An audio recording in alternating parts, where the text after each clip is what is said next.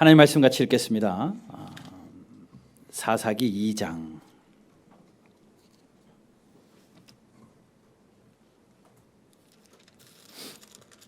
우리 8절에서 10절 말씀까지 같이 읽겠습니다. 사사기 2장 8절에서 10절 우리 한 목소리로 같이 읽겠습니다. 8절부터 10절입니다. 시작.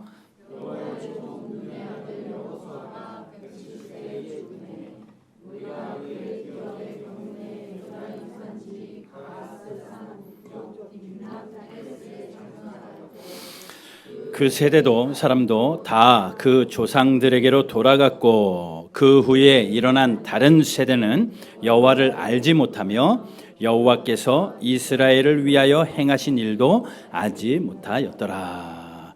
제가 10절 한 번 더 읽습니다. 그 세대의 사람도 다 그 조상에게로 돌아갔고 그 후에 일어난 다른 세대는 여호와를 알지 못하며 여호와께서 이스라엘을 위하여 행하신 일도 알지 못하였더라.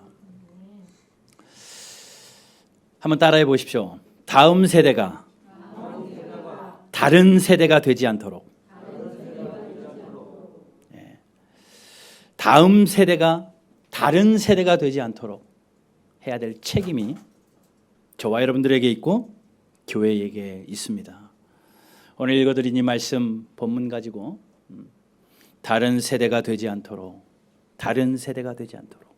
누가요? 다음 세대가. 자라나는 우리의 자녀들이, 또 성장하고 있는 우리의 청소년들이, 또 청년들이, 심지어 장년까지도 다른 세대가 되지 않도록. 수많은 위기가 우리 가운데 있죠. 얼마나 위험한 시대를 살고 있습니까? 위기의식이 있습니다. 경제 위기라고 이야기를 합니다. 국가적인 경제 위기고 세계적인 경제 위기라고 이야기합니다. 건강의 위기는 또 어떻습니까?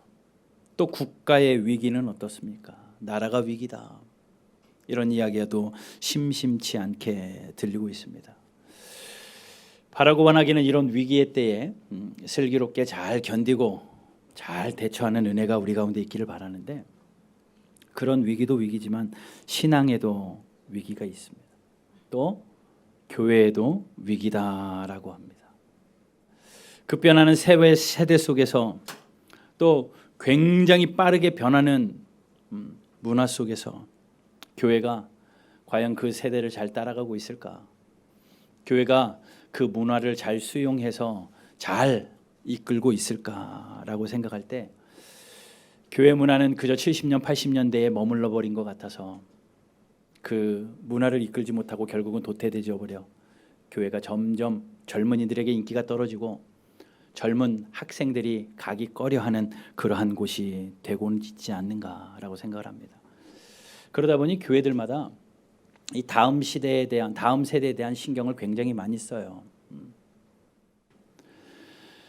그래서 교회가 세워지고 개척되어지는 곳들을 보게 되면요, 다음 세대에 대한 목회 철학이 요즘에는 없는 교회 없습니다. 다 그 다음 세대에 대한 목회 철학이, 웬만한 교회들은 다 목회 철학에 자리 잡고 있죠.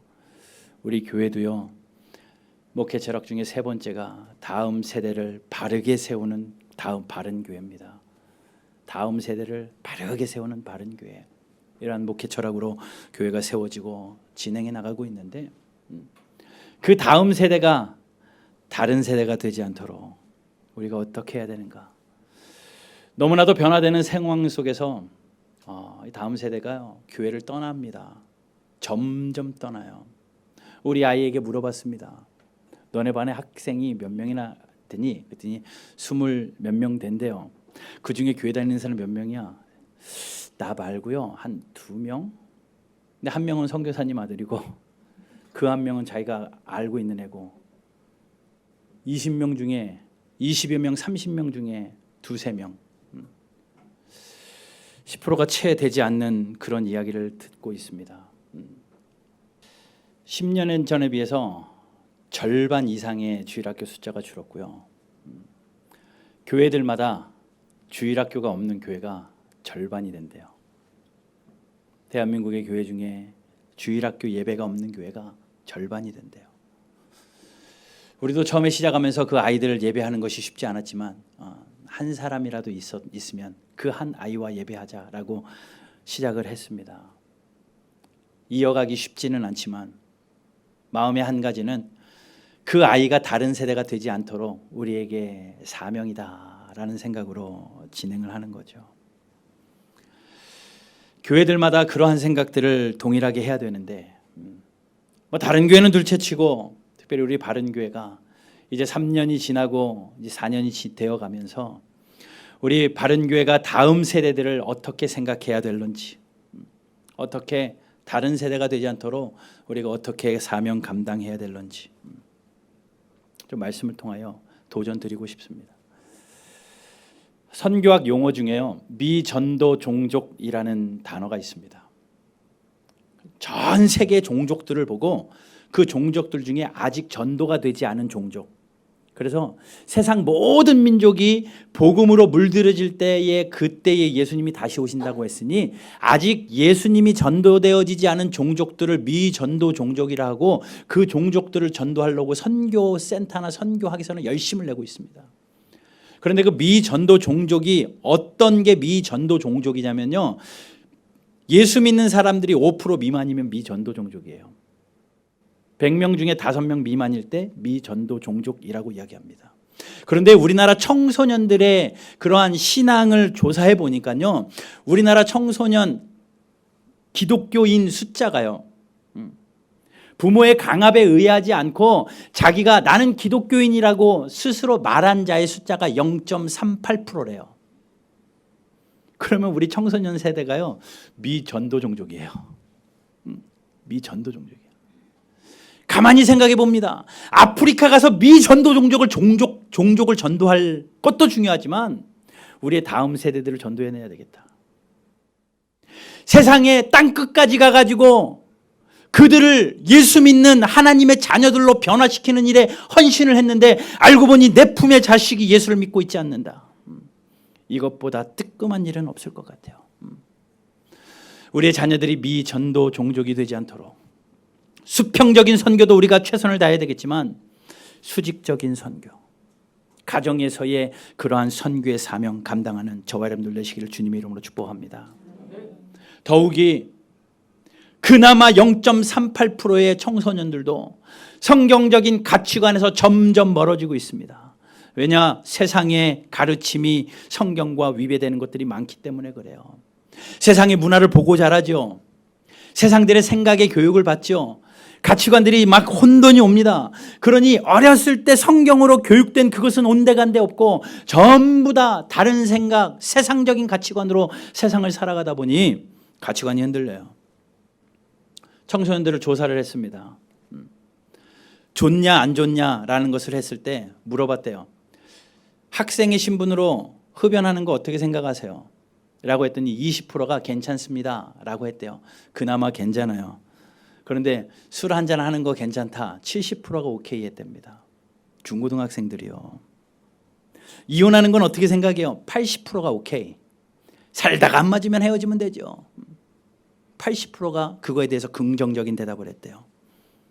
낙태는 어떻게 생각합니까? 50%가 찬성했답니다. 학생들의 50%가 낙태는 할 수 있는 겁니다. 부모에게 달렸습니다 라고 이야기했대요. 혼전 성관계는요, 결혼하기 전에 성관계 65%가 괜찮다라고 학생들의 가치관이 그렇게 변해버렸습니다. 예전에는 그러지 않았는데요. 중독이 심해집니다. 온라인 중독이 심해집니다. 스마트폰 중독이 심해집니다.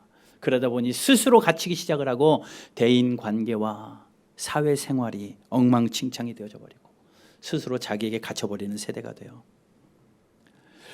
교회들에게는 그 아이들을 예수님의 제자 만드는 사명이 있는데 이상하리 많지 세상의 제자 만들고 있는 것 같아서 마음이 쓰라립니다. 어차피 시간은 흘러가요. 저와 여러분들이 가만히 있어도 시간은 흘러갑니다. 우리가 2020년 힘있게 시작했는데 코로나 때문에 움츠려 있는 동안 4월이 후떡 지나가 버렸어요. 5월 첫째 주일이에요. 1년이 12달인데 12달인데 4월이 지나버렸으니 3분의 1이 지난 겁니다. 3분의 1이 지나고 너무 빨리 지나가 버렸어요. 숨만 쉬고 있어도 시간은 지나갑니다. 이렇게 빠른 시간이요, 언젠간 우리의 인생을 마무리하는 시간도 와요. 그때에 아차, 우리의 자녀들이 다른 세대가 되었구나. 언젠간 하나님 앞에 서는 그날이 되었을 때 아차, 우리의 다음 세대가 다른 세대가 되어버렸구나 라고 생각해 봐야 너무 늦어요. 두 가지가 너무나 빠릅니다. 세월이 빠르고요, 다음 세대가 변하는 게 빨라요. 애들이 얼마나 빠르게 변하는데요. 옛날에 보지 못했던 광경들이 아이들에게서 보여지곤 합니다. 병원에 잠깐 가서 대기하고 있었어요. 제 이름 부를 때까지 대기하고 있었는데 갓난아기가 뭐 엄마가 아파서 왔는지 왔어요. 아기가 안고 있는데 아기가 찡얼대니까 엄마가 두리번 거리다가 동화책, 가면 아기들 보라고 동화책 있잖아요. 그걸 갖다가 이렇게 펴줬습니다. 아이에게 펴줬더니 애가 그 동화책을 보다가 막 캐릭터들을 눌러요. 아이패드 같은 거 누르면 소리 나는데 얘는 누르니까 소리가 안 나는 거야. 막 세게 누르고. 그러더니 안 되니까는 막 펴요. 크게 보고 싶어가지고 책을. 그러다가도 안 되니까는 그걸 막 책을 이렇게 하면 넘어가잖아요. 아이패드. 그걸 막 넘겨요. 그러다가 안 되니까 울어버려요. 답답한 거죠. 눌러도 소리도 안 나오고 하늘에도 안 켜지고 넘기는데 넘어가지도 않고. 그 아이들이 2-3살 된 아이들이 벌써부터 그거에 익숙해져 버렸습니다. 얼마나 빠르게 세상이 변하고 있습니까? 세대 차이가 보통이 아니죠. 아날로그 세대가 있고 디지털 세대가 있고 뭐 옛날에 X세대, N세대 막 이렇게 세대들을 나누는데 386 세대라는 것도 들어보셨죠? 아세요? 30대 때 80번대 학번 60년대생 여기 계신가요? 386 세대. 그런 세대들을 나눴는데 그런 세대들이 얼마나 빠르게 변하는지요.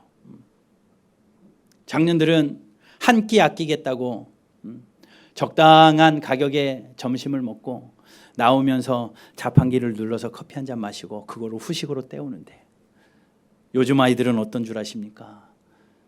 편의점에서 1,000원짜리 김밥을 사 먹더라도 가장 예쁜 카페에 가서 커피를 마시는 시대가 되어버렸습니다.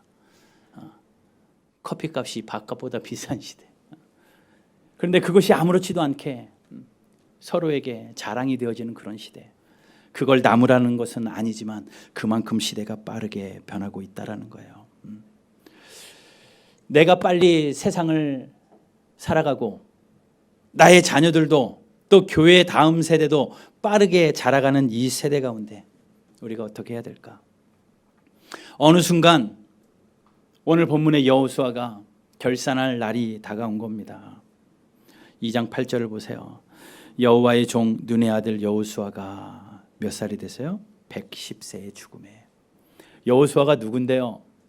모세의 후계자 아닙니까? 아까 태연이가 찬양했던 그것이 요게벳의 노래인데 요게벳은 모세의 어머니로 그 광주리에 모세를 어릴 때 신고 하고 그를 떠나보내면서 불었던 그의 마음의 노래잖아요. 그 모세가 왕궁에서 40년, 광야에서 40년 준비되어지고 200만 명이나 되는 이스라엘 백성들을 이끌고 출애굽하며 천하를 호령할 만한 그런 지도력으로 백성을 이끌었던 지도자입니다. 그도 언젠가는 하나님의 부르심 앞에 떠나지 않을 수 없어서 이 세상을 떠나면서 자기의 사역을 한 사람에게 물려줬는데 그것이 여호수아예요. 그런 여호수아는 모세의 뒤를 이은 2세대로서 모세가 물려준 그 사명감 가지고 가나안을 정복하는 사명을 감당합니다. 군대 장관으로서 영적인 지도자로서 가나안 땅에 이스라엘 백성들이 정착할 수 있도록 사명을 감당했던 사람이 바로 여호수아입니다. 굉장히 유명한 사람이고 성경 여호수아를 읽어보면 그의 족적이 얼마나 빛납니까? 그런 그도 하나님의 부르시는 그 경륜 앞에서 떠날 수 없어서 110세가 되자 죽습니다. 누구라도 그날은 다가오는 거예요. 누구라도 그날은 다가옵니다. 그런데 성경은 이야기하죠. 9절 보세요. 무리가 그의 기업의 경내 에브라임 산지 가스산 북쪽 딥낫 헤레스에 장사하였고, 자, 무리가 이제 그 여호수아의 110세에 죽은 그를 장사합니다. 장사하고 그 다음 10절이요. 그 세대의 사람들이 누구예요? 여호수아와 함께 사명 감당했던 동세대의 사람들. 여호수아와 같이 요단을 건너고, 여호수아와 같이 여리고성을 무너뜨리고, 여호수아와 같이 가나안 땅을 점령했던 그 세대들이 다 어떻게 됐어요? 죽었어요. 결국은 다 그 길로 가는 겁니다. 그리고 나서 그 다음에 자녀들이 일어났어요. 여호수아의 다음 세대입니다. 그 다음 세대가 일어났는데 성경은 뭐라고 이야기해요? 다른 세대가 일어났다고 이야기합니다. 그 후에 일어난 무슨 세대? 다른 세대. 자녀들이 다른 세대가 되어버렸어요. 누구의 자녀들이요? 여호수아의 자녀들이요. 성경에 그토록 괄목할 만한 하나님의 역사의 족적을 남긴 여호수아와 그 동시대의 자녀들이요. 하나님이 그들의 역사를 봐서라도 그 다음 세대 잘 해주셨으면 좋겠는데, 그 다음 세대가 어떻게 변해버렸습니까? 성경은 그대로 이야기하죠. 여호와를 알지 못하였다. 그리고 하나님이 행하신 일도 알지 못하였다.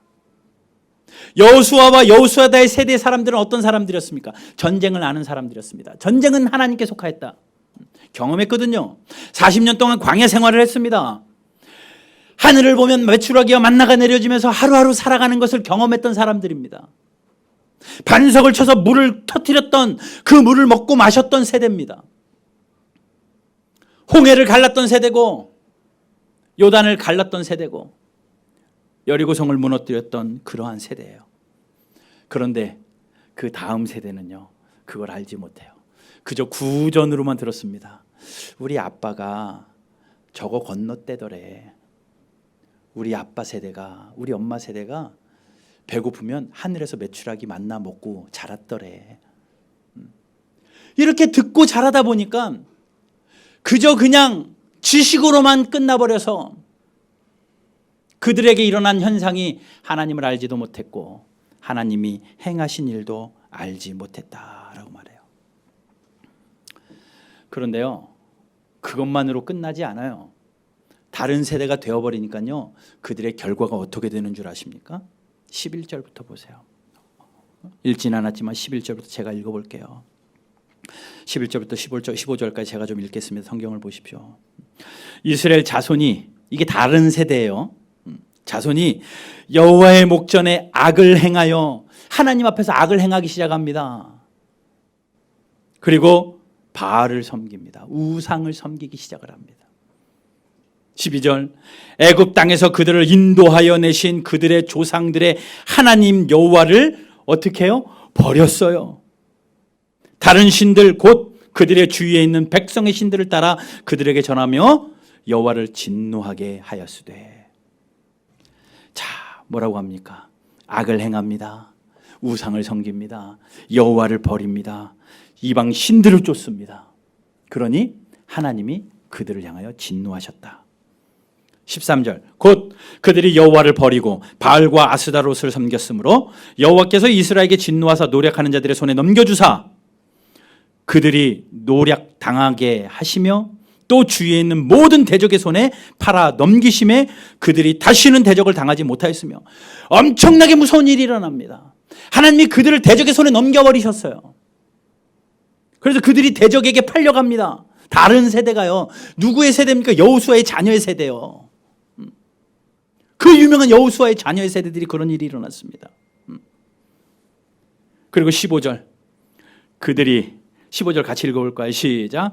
그들이 어디로 가든지 여호와의 손이 그들에게 재앙을 내리시니 곧 여호와께서 말씀하신 것과 같고 여호와께서 그들에게 맹세하신 것과 같아서 그들의 괴로움이 심하였더라. 얼마나 마음 아파요. 우리의 다음 세대가 이런 일을 겪는다고 생각해 보십시오. 어디를 가듯이 여호와의 손이 그들을 보호하여야 되는데 여호수아의 자녀의 세대들이 어디를 가든지 여호와의 손이 그들에게 재앙을 내려요. 그리고 결론적으로 그들의 괴로움이 심하였더라. 이 세대가요, 다른 곳에서 뚝 떨어진 세대가 아니라요, 하나님을 그토록 잘 섬겼던 이스라엘의 자손들이 다음 세대를 잘못 길러낸 까닭에 다른 세대가 되어버렸기 때문에 그렇습니다. 이 위기 우리에게 있습니다. 이 위기가 우리에게 있어요. 다음 세대를 길러내기가 얼마나 어렵고 힘듭니까? 왜 일어나는 줄 아십니까?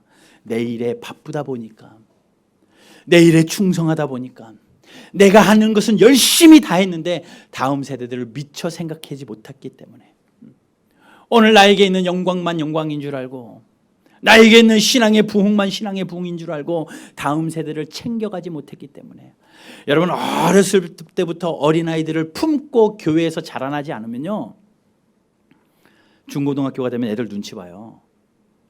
교회 가자 말하기도 미안해요. 야, 교회 가자, 공부해야 되는데, 그러면 말 못해요. 그래, 공부해. 점점 눈치 봅니다. 우리 청년들, 저희는 아직 결혼 안 했으니까, 아니요, 지금부터 준비를 하십시오. 빨리 결혼들을 하시고 줄줄줄줄 낳아야 돼요. 어릴 때부터 그 아이들을 신앙으로 길러내는 것, 부모의 역할이고 교회의 역할입니다. 그렇지 않으면 어느 순간에 갑자기 다른 세대가 되어버려요. 다른 세대가 되어버립니다. 일이 바쁘고 사업이 바쁘고 나도 모르는 사이에 내 신앙이 막막해지는데 자녀들에게 신앙을 물려줄 리 만무하죠. 한 번은 이런 경험이 있습니다. 자녀가 고등학교 다니면서 이단에 빠졌어요. 따지듯이 교회 와서 묻습니다. 우리 애 한 번도 안 빠지고 교회 갔는데 얘가 왜 이단에 빠질도록 교회는 뭘 했습니까? 얘기를 하는 거예요. 죄송합니다. 기도하겠습니다. 목사가 할 말이 그거밖에 없잖아요. 근데 속으로는 막 열불이 나는 거죠. 아이의 일주일의 삶을 보면 교회 일주일에 1시간밖에 안 오는데, 집에서 지내는 시간, 학교에서 지내는 시간이 훨씬 많은데 거기서는 뭐하고 왜 신앙 잊어버린 거를 교회 탓만 하느냐. 하루에 24시간씩 7일 그렇게 많은 시간 중에 신앙교육하는 것 교회 와서 1시간이 고작단데, 그 1시간도 30분 예배하고 10분 간식 까먹고 10분 떠들다가 10분 잘가 이루고 아무것도 못하고 그냥 끝나버리고 빠이 하고 헤어지는데, 일주일에 1시간이 무슨 그에게 신앙 교육이 되겠으며 다음 세대를 위한 교육이 되겠습니까? 부모들이 깨어나지 않으면 안 되고 학교가 깨어나지 않으면 안 돼요. 그렇기 때문에 교회들마다요, 부모를 교육하고요, 교회들마다 안 되겠다 싶은 교회는요, 자체적으로 대안학교를 교회에서 세우더라고요. 우리 아이들을 학교에 맡길 수 없다. 세상 교육에 맡길 수 없다. 교회가 교육하자. 깨어나는 교회들이 있습니다. 저도 그런 소망이 있습니다만은 아직 우리가 그럴 형편이 되지 않아 기도만 하고 있지만, 하나님이 기회를 주시는 그때에는 반드시 교회가 그 일들을 감당해내야라고 생각을 합니다. 자, 그러면 이런 세대가 되지 않도록 우리의 자녀들이,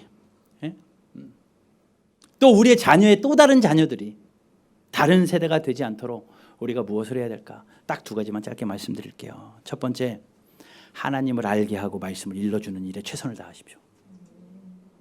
하나님을 알게 하는 일에 최선을 다하십시오. 그리고 하나님의 말씀을 일러주십시오. 신명기 6장 6절과 7절에 이런 말씀이 있습니다. 신명기 6장 6절과 7절 같이 한번 읽어볼게요. 신명기 6장 6절과 7절. 오늘 내가 내게 명하는 이 말씀을 너는 마음에 새기고 내 자녀에게 부지런히 가르치며 집에 앉았을 때든지 길을 갈 때든지 누워 있을 때든지 일어날 때든지 이 말씀을 강론할 것이며. 자녀에게 부지런히 말씀을 가르치래요. 부지런히 가르치래요. 또 잠언 22장 6절에는 이런 말씀이 있습니다. 같이 읽어볼게요. 시작. 그리하면 늙어도 그것을 떠나지 아니하니라. 하나님의 말씀을 어릴 때부터 가르치면 늙어도 그것을 떠나지 않는다라고 말합니다. 이 말씀으로 교육하는 민족이 하나 있는데 유태인들이에요. 유태인들은 하나님의 말씀 가운데 천재적으로 아이들을 길러냅니다. 그러니 그들이 얼마나 세상을 점령하고 사는지요. 뉴욕타임즈의 2010년에 이런 기사가 떴습니다. 유태인들은 성공하는 그룹으로 유명하다. 유태인의 숫자가 전 세계 0.2%지만 세계 체스 챔피언의 54%를 차지하고 노벨 평화상 수상의 27%, 노벨 의학상의 31%, 또 미국 전체에서는 유태인들이 2%밖에 안 되지만 명문대 아이비리그 학생회단의 21%, 케네디 센터 장학생의 26%, 아카데미상 수상감독의 37%, 지도급 박애자주의자의 38%, 퓰리처상 수상의 51%, 0.2%, 2%밖에 안 되는 사람들이 세상을 주도하고 있어요. 많은 사람들이 연구합니다. 어떻게 유태인들이 이런 일이 있을까? 교육학자들이 한결같이 연구한 공통적인 대답은 이겁니다. 모든 힘이 가정에서부터 시작된 말씀 교육이다라는 거예요. 가정에서부터 시작된 말씀 교육. 그러니 교회는요, 가정들이 말씀으로 자녀를 교육해낼 수 있는 토양을 만드는 것 교회가 해야 되고, 부모들은 자녀를 교회를 한번 보내는 것이 끝이 아니라 교회와 연대가 되어져서 하나님의 말씀으로 길러내는 것, 다음 세대가 다른 세대가 되지 않도록 하는 길이라는 거죠. 그러니 하나님을 알게 하고 하나님을 체험하게 해야 돼요. 여러분들 자녀들에게 하나님을 체험하는 기회에 손을 잡으십시오. 하나님을 체험할 수 있는 기회는요, 가장 힘들 때예요. 광야 생활을 보십시오. 광야 땡원에 하나님을 체험합니다. 또 홍해를 건널 때, 요단강을 건널 때, 여리고가 무너질 때 그때마다 하나님을 체험해요. 우리의 위기 순간에 하나님을 체험할 수 있습니다. 보통 부모들은 뭐라고 이야기합니까? 자녀들에게 부부끼리 얘기합니다. 여보, 이거 어려운 일 우리 애들한테는 모르게 해요. 애들 걱정하니까 우리 둘이 알아서 합시다. 그게 대부분의 가정의 모습입니다. 그런데 어려운 일 있으면요, 꺼내놓고 아이들 손잡고 기도해 보십시오. 얘 우리가 집안이 이런 일이 일어났단다. 아빠한테 이런 일이 있고 엄마한테 이런 일이 일어났다. 같이 기도하자. 아이들 손 붙잡고 한번 같이 기도해 보십시오.